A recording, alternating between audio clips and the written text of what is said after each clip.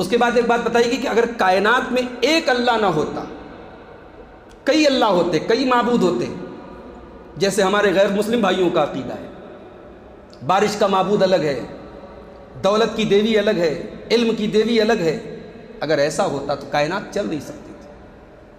ارے ایک گھر میں ایک ادارے میں اگر ایک سے زیادہ ہیڈ ہوں، ایک سے زیادہ اس ادارے کے ذمہ دار ہو، ادارہ نہیں چل سکتا، ہیڈ تو ایک ہی ہوتا ہے۔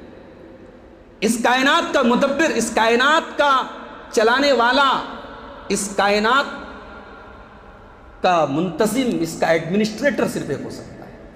لو کان فیہما آلہۃ الا اللہ لفسدتا، اگر اس کائنات میں اللہ کے سوا کئی معبود ہوتے تو یہ کائنات ختم ہو جاتی، یہ دنیا ختم ہو جاتی، یہ زمین و آسمان ختم ہو جاتے، یہ سورج اپنے وقت سے نہ نکلتا، یہ چاند اپنے وقت پر طلوع نہ ہوتا، یہ ستارے اس طریقے سے روشنی بکھیر نہ ہو رہے ہوتے۔ لو کان فیہما آلہۃ الا اللہ لفسدتا، میرے بندو اس دنیا میں اگر اللہ کے سوا اور بھی معبود ہے تو یہ دنیا بیکار ہو جاتی۔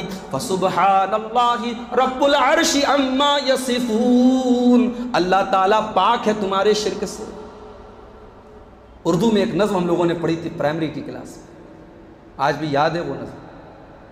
اگر دو خدا ہوتے سنسار میں تو دونوں بلا ہوتے سنسار میں، بڑی دلچسپ نظم ہے، کبھی پڑھیے گا۔ اگر دو خدا ہوتے سنسار میں تو دونوں بلا ہوتے سنسار میں، ادھر ایک کہتا کہ میری سنو، ادھر وہ کہتا کہ میاں چپ رہو، لڑتے دونوں۔ کائنات میں دو خدا ہو ہی نہیں سکتے، دو رب ہو ہی نہیں سکتے۔ اور اس آیت کی تفسیر میں علامہ ابن تیمیہ نے ایک بڑی پوائنٹ کی بات لکھا کہ اگر اس کائنات میں ایک سے زیادہ معبود ہوتے تو اللہ کہہ رہا ہے کہ کائنات خراب ہو جاتی، تو پھر دل میں ایک سے زیادہ اگر معبود کی محبت ہے تو دل کیسے صحیح رہ سکتا ہے؟ لہٰذا دل کو اگر صحیح کرنا ہے تو صرف ایک معبود ہونا چاہیے، دل میں صرف ایک اللہ کی محبت ہونی چاہیے۔ اگر ایک سے زیادہ معبودوں سے کوئی تعلق ہے کسی کا تو اس کا دل صحیح نہیں ہو سکتا ہے۔ جب دنیا صحیح نہیں ہو سکتی ایک سے زیادہ معبود میں تو دل کیسے صحیح ہو سکتا ہے؟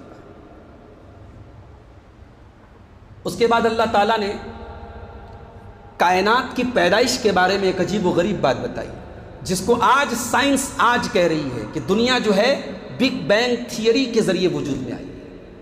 دنیا ایک دھماکے کی شکل میں وجود میں آئی ہے، پہلے آسمان اور زمین سب ملے ہوئے تھے، پھر ایک دھماکہ ہوا اور زمین و آسمان الگ ہو گئی۔ یہ سائنس کہہ رہی ہے، ماڈرن سائنس کہہ رہی ہے۔ قرآن 1400 سال پہلے کیا کہہ رہا ہے؟ اولم یر الذین کفروا ان السماوات والارض کانتا رتقا ففتقناہما، کیا یہ کافر یہ نہیں دیکھتے کہ آسمان اور زمین ایک دوسرے سے ملے ہوئے تھے؟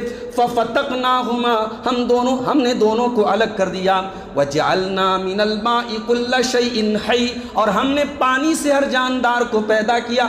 ہر جاندار کی پیدائش میں پانی کہیں نہ کہیں ضرور شامل ہے، ہر جاندار، ہر جیو کی پیدائش میں پانی کا رول ضرور ہے۔ اچھا، پانی بھی اللہ کی عجیب و غریب مخلوق ہے۔ پانی دنیا کی سب سے رقیق، سب سے باریک چیز ہے اور سب سے قیمتی چیز ہے۔ زندگی کے لیے پانی کا ہونا بہت ضروری ہے۔ پانی کی کوئی دیکھا جائے تو کوئی قیمت بھی نہیں ہے، لیکن پانی کے بغیر کوئی چارہ بھی نہیں ہے۔ وَجَعَلْنَا مِنَ الْمَاءِ كُلَّ شَيْءٍ حَيٍّ، ہم نے پانی سے ہر جاندار کو پیدا کیا۔ أَفَلَا تَعْقِلُونَ، پھر بھی تم غور نہیں کرتے۔ اس کے بعد یہ بتایا گیا قیامت کے دن جو ترازو ہوگا، اس ترازو کے اوپر رائی کے دانے کے برابر بھی اگر کوئی چیز ہوگی تو وہ سامنے آ جائے گی۔ وَنَزَعُ الْمَوَازِينَ الْقِسْطَ لِيَوْمِ الْقِيَامَةِ، قیامت کے دن ہم انصاف کا ترازو رکھیں گے۔ وَإِن كَانَ مِثْقَالَ حَبَّةٍ مِّنْ خَرْدَلٍ آتَيْنَا بِهَا، اگر ایک رائی کے دانے کے برابر بھی کوئی چیز ہوگی وہ سامنے آ جائے گی۔ رائی کے دانے کے برابر، نہ آپ کی نیکی کہیں برباد ہونے والی ہے، نہ آپ کا کہیں گناہ جانے والا ہے۔ اللہ کے ترازو پر دونوں ڈسپلے ہو جائے گا، دونوں سامنے آ جائے گا۔ وَإِن كَانَ، دنیا میں سب سے جو ہے سینسٹیو ترازو جو ہوتا ہے وہ سونار کا مانا جاتا ہے، جس پر سونا تولا جاتا ہے۔ سونا جو ہے کتنے ملی گرام ہے وہ بھی اس ترازو پر نظر آ جاتا ہے۔ عورتیں جو ناک میں پہنتی ہیں، ناک کی کیل، وہ بھی بتا دیتا ہے یہ کتنے ملی گرام کی ہے۔ सोचो अल्लाह का तराजू कैसा होगा।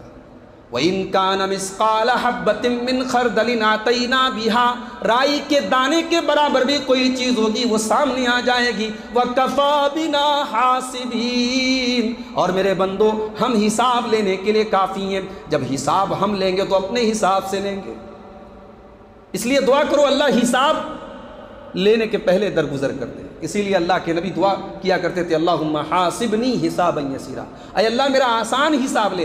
آسان حساب لینے کا مطلب ہے اللہ حساب نہ لے، اللہ کے سامنے ہمارا نام اعمال پیش کر دیا جائے، اللہ معاف کر دے۔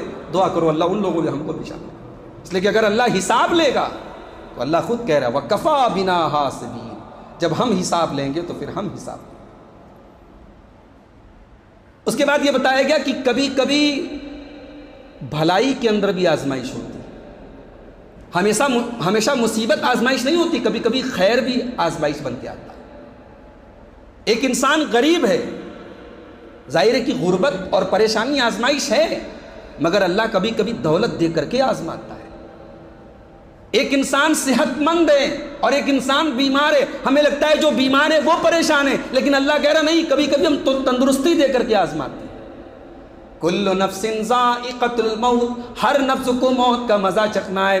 وَنَبْلُوكُمْ بِالشَّرِّ وَالْخَيْرِ فِتْنَةً، ہم تمہیں شر کے ذریعے بھی آزمائیں گے، ہم تمہیں خیر کے ذریعے بھی آزمائیں گے، ہم بیماری کے ذریعے بھی آزمائیں گے، ہم تندرستی کے ذریعے بھی آزمائیں گے، ہم غریبی کے ذریعے بھی آزمائیں گے، ہم دولت کے ذریعے بھی آزمائیں گے، ہم خیر اور شر دونوں سے آزمائیں گے۔ وَإِلَيْنَا تُرْجَعُونَ، پھر تمہیں لوٹ کر کے ہمارے ہی پاس آنا ہے۔ اس کے بعد حضرت